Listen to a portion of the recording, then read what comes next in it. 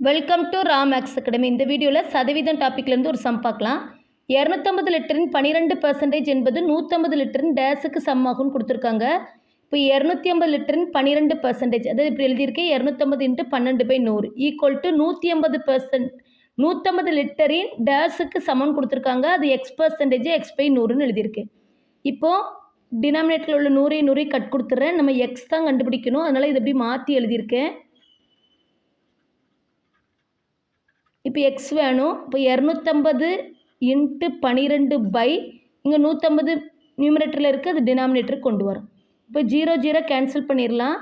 அடுத்து 5 டேபிளில் கட் கொடுக்க போகிறேன். 3 5s are 15, 5 5s are 25. அடுத்து 3 டேபிளில் கட் கொடுத்தா 1 3 is 3, 4 3s are 12.